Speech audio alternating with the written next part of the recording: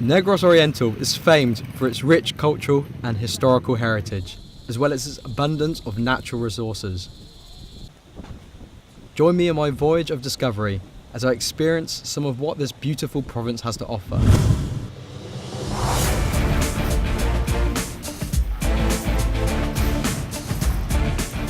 Located in the central Visayas region of the Philippines, Negros Oriental lies near the heart of the Philippine archipelago and is just an hour's plane journey from Manila, the country's capital. I've just arrived in Dumaguete and I can't wait to explore the surrounding areas and Negros Oriental. I'm half Filipino, half British by birth, so I was born and raised abroad. I've spent nearly my whole life in England and I can't wait to explore the rich Filipino culture, the rich Filipino heritage, and learn what it means to be truly Filipino. And what better place is there to undergo a journey of cultural revelation than Negros Oriental?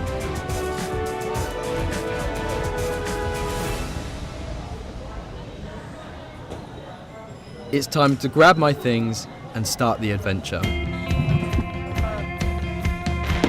The charming city of Dumaguete is the capital of Negros Oriental. Dumaguete is a bustling seaport and thriving university town, and is often referred to as the City of Gentle People. According to popular legend, Dumaguete was coined from the Visayan word dagit, which means to snatch as in to kidnap. This is because in the past, the coastal town was subject to several pirate raids. However, others say Dumaguete describes the coastal village's power to attract and enchant its visitors into never leaving. One striking thing about the city is the sheer quantity of motorbikes. They are literally everywhere, whether it be day or night. The abundance of motorbikes is to such an extent the city of Dumaguete is also known as the motorbike capital of the Philippines. I will be staying at the Coco Grande Hotel, located at the heart of the city. It's an excellent spot to explore from, on account of it being just a short walk from the boulevard, shops and restaurant. The adventure begins with the Buglasan Festival, a week-long festivity held annually during the month of October. The Buglasan Festival celebrates the defining events and customs which have given shape to the rich cultural identity of Negros Oriental, showcasing the best of what the townships and cities of the province have to offer. In homage to the individuality and the character of the places represented, the festival was dubbed the Festival of Festivals, and what a festival it is. Dumaguete is rich in history. From the 1700s through to the 1800s, the city suffered several pirate attacks. So in response, the city built 4 watchtowers to defend and protect the land. Over time, 3 of them are no longer with us. However, the last remaining one has changed from a structure of defence to a religious structure, with a bell tower being added several years after its construction. The tower, known as the Campanario de Dumaguete, is perhaps one of the most iconic structures of Dumaguete, and one of the oldest bell towers in the region. This grand structure harkens back to the Spanish times of old. The Campanario de Dumaguete stands beside another iconic symbol of Dumaguete, the Cathedral of Saint Catherine of Alexandria. Silliman University, located in Dumaguete, the capital city of Negros Oriental, Philippines, was founded in 1901 by the Board of Foreign Missions of the Presbyterian Church of the United States of America. It was the first private American Protestant university in the whole of Asia and is widely renowned throughout the Philippines as being a center of academic excellence.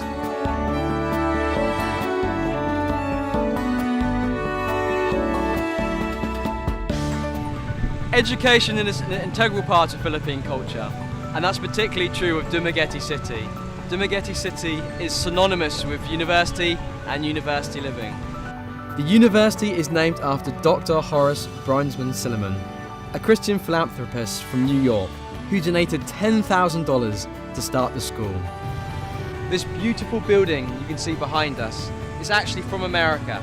It was an old theatre which was disassembled, shipped over here and reassembled. The university itself has played a pivotal role in the development and history of the city itself. The building now houses the Assembly Hall on the ground floor and the university's Ethno-Anthropological Museum on the upper floor.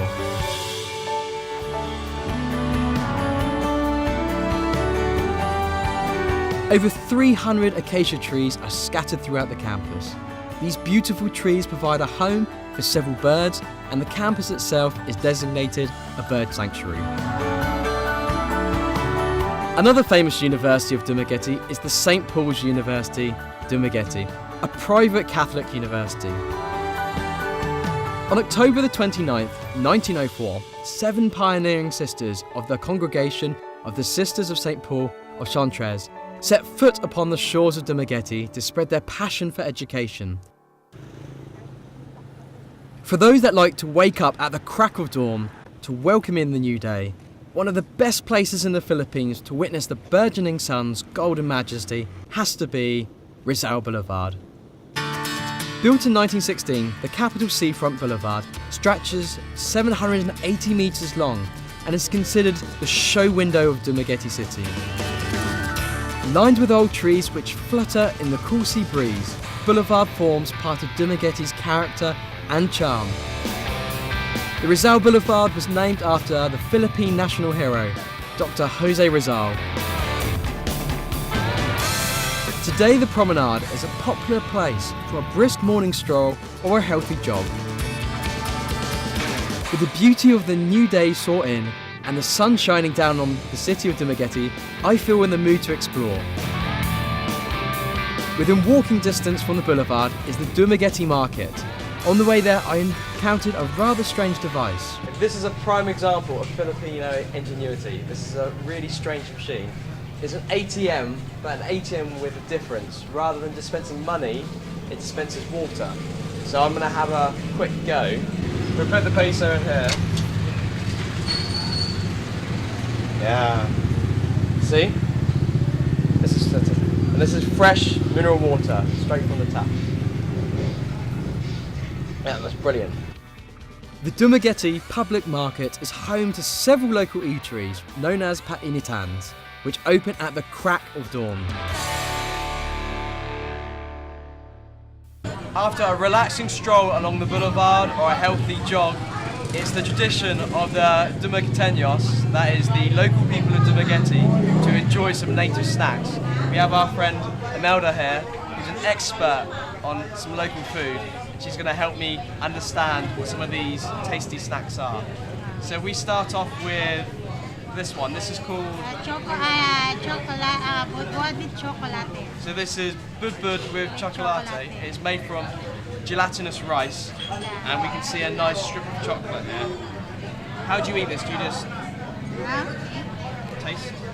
Tastes good. Really sticky. You can also with the chocolate if you want. And have it with the chocolate as well? Oh, you can dip. So what? You can dip. Dip, okay. Okay, let's have a go. Okay. Yes, It looks tasty. Yes. See? This is really sweet. This is not normal drinking chocolate. This is actually cacao. Yeah, cacao. Cacao. Made from natural... Natural plant. That's cacao. This is straight from the cocoa plant. So it's a lot sweeter, a lot more refined taste than the usual chocolate. I'm just going to try some. That's a really strong taste. That's good. As day turns to night, the Rizal Boulevard takes on a new appearance. The harbour lights playfully playing across the surface of the water. Many people love to convene here after sunset, to stroll along the boulevard, enjoy the cool ocean breeze under the street lamps and moonlit night.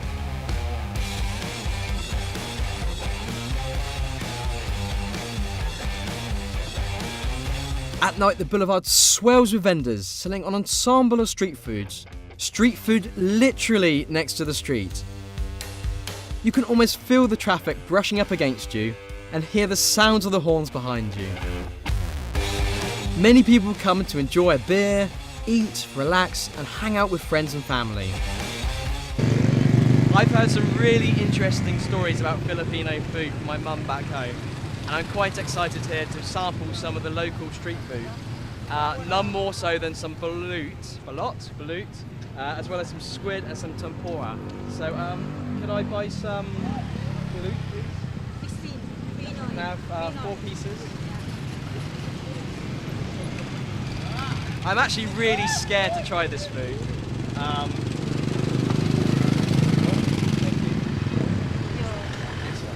This is actually, inside is a embryo of a chicken or a duck fetus inside. So this is the most strangest food in the world. I'm actually terrified. It's boiling hot, it looks quite normal, and I've just got to be brave when I've got to try it. It's going to be my first time ever. So I've enlisted the help of my friend here. He's going to explain to us exactly how to eat this local delicacy. First is broccoli there. Okay, so hang on. So first thing I got to smash it open. Okay, this is a tough egg to crack. Yeah? Yeah. Open. Open. Oh my word. Yeah. That's hot. It's really hot. Hang on. Okay, I don't know if you can see inside, but it's obviously a half-born duck baby in there. What the vinegar? Vinegar. Okay, it looks like an alien inside. So the recommendation is vinegar, and then what? And try it to save the. Yes, go. Go. Do it. Okay, I'm going to be really brave here. Okay, I'm just going to be brave. I'm just going to do it all in one go. Right.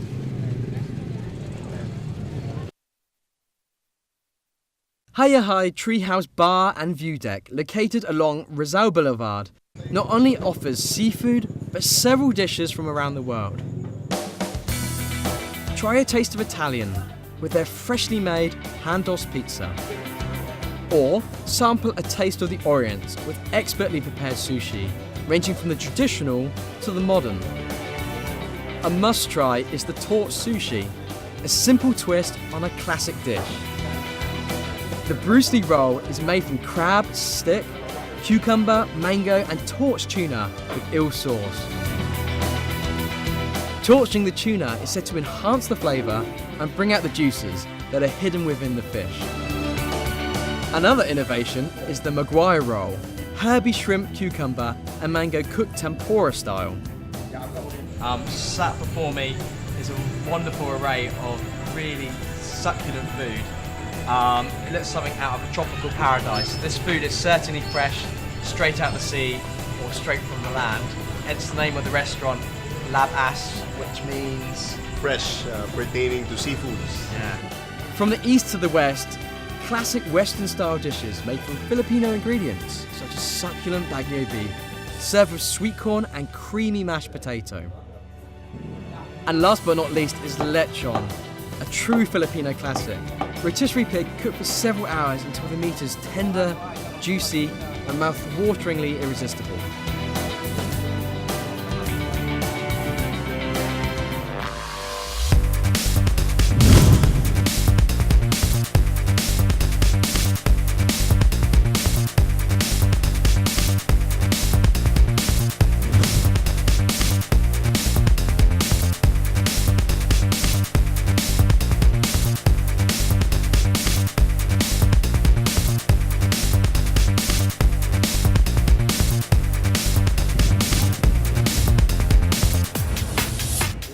Pasalubong is the Philippine tradition of giving gifts to your family and friends upon your return home from a long trip or holiday.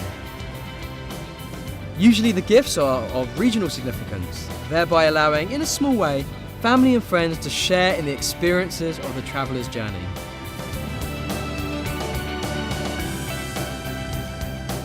Siglacan's Negros Village Souvenir Shop is the ideal place to stop off to buy your pasalubong.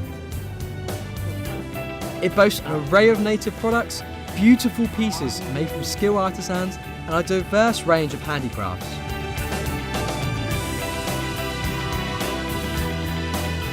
But upon your return home from Dumaguete, there are a few particular pasalubong especially look forward to by your loved ones. The San Cheval and the Sylvanas. There are several other signature sweets native to Dumaguete, some traditional and some modern, and I'm off to the ice cream shop of all places to find out about a particularly strange one. This has got to be one of the strangest culinary concoctions I've ever heard of. The Filipino people love sweet things and they love to fry their food, but I've never heard of fried ice cream. That's ice cream which is deep fat fried. How on earth that's going to work, I have no idea.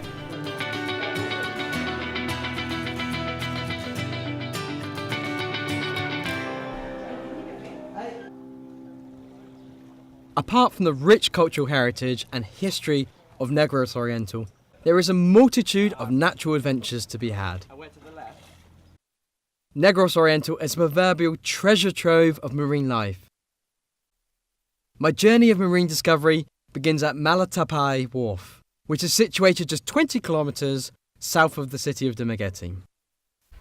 The sea is tranquil, the waters are calm, and the sun is absolutely lovely. I'm really excited. We're off to Apple Island, and I can't wait to see some green sea turtles. I've got my life jacket just in case anything happens, but I've been assured it's going to be a safe ride. With calm waters below, glowing sun above, the boat ride is certainly a perfect chance to relax and take in the refreshing sea breeze. Apple Island itself is a small volcanic island which lies 7 kilometres off the coastline of Negros Oriental. The island is part of the municipality of Darwin and is home to a small fishing community of just under 1,000 people who live in harmony with the surroundings. The island, with its sharp rugged cliffs, softened by the green tropical vegetation, is truly a sight to behold.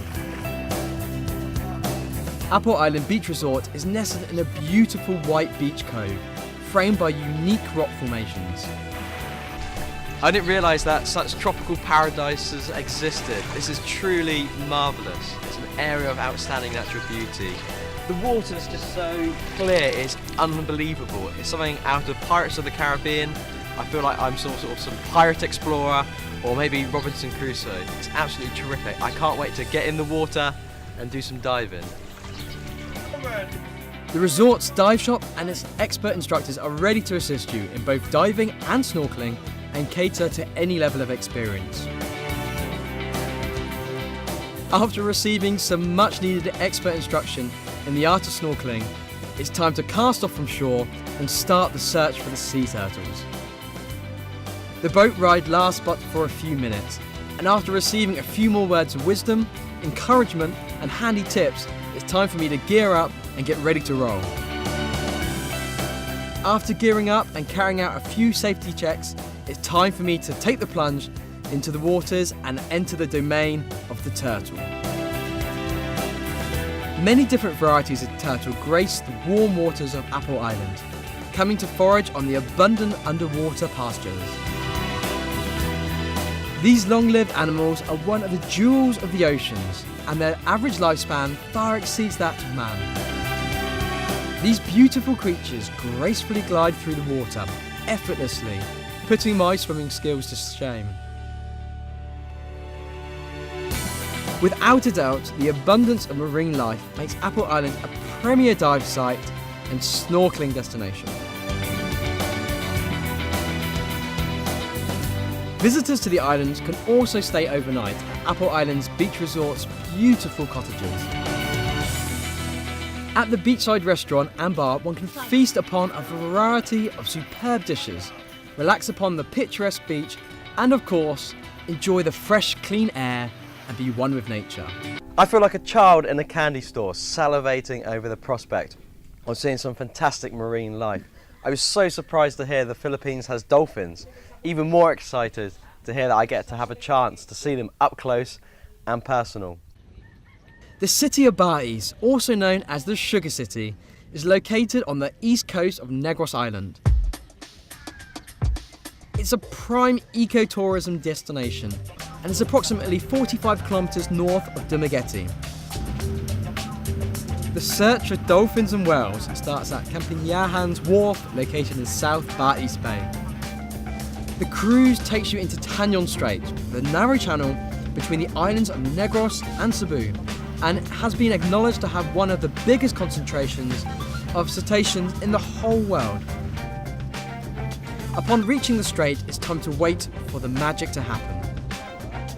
A whistle, the clapping of the hands, or a call is enough to catch the attention of these inquisitive and playful creatures, who are certainly not camera shy. The dolphins happily show off their synchronised swimming skills, with the more outgoing characters vying for the gold medal in the dolphins' water gymnastics. It has to be said, there is something very therapeutic about watching the dolphins at play.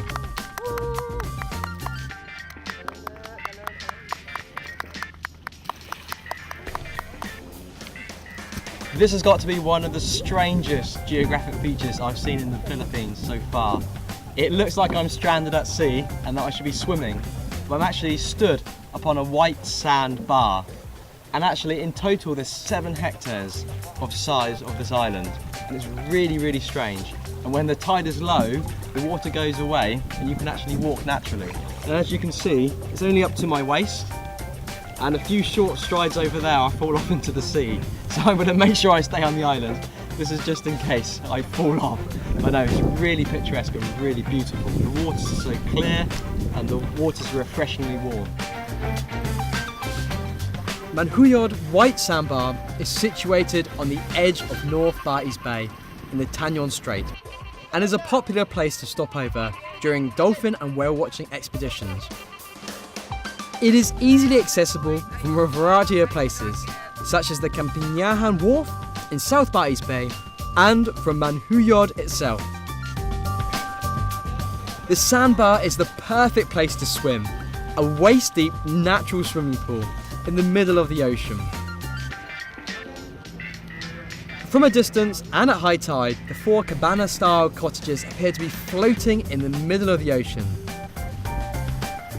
These native wooden houses, built on stilts, make an ideal place to relax and eat. One can even spend the night there. Just a short distance away from the White Sandbar are the mangroves. The Berg Sanctuary and Mangrove Park encompasses over 400 hectares of protected mangrove forest. At low tide, one can walk through the expanses of mangroves, which provide a valuable habitat for many species of birds and other forms of wildlife, making it a popular place for bird spotting. From the underwater deeps to the coastal waters, it's time to visit the inland lake of Balanan. The freshwater lake, Balanan, lies in between the mountain ranges of Balanan and Nadsigid, situated near the town of Siatom. A haven of peace and tranquility, the perfect place to rest and relax. It is also a perfect place for bird watching, the lake being home to a variety of waterfowl. Despite its timeless appearance, the lake is in fact relatively young, and underlying this scene of serenity is an interesting story of creation through destruction. The lake was formed in 1925 after a 6.8 magnitude earthquake struck the surrounding area, triggering landslides which led to the damming of Balanan River. Alternatively, one can take in the picturesque scenery on a banca or a catamaran. Or simply relax under the Bahay Kubo. The lake is surrounded by mountain ranges and lush tropical rainforests.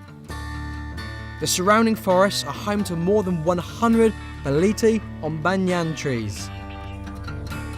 For the more adventurous, there are several long trekking paths which encompass the lake and the surrounding areas. And for the even more adventurous and daring, there is a zip line which traverses the whole of the lake.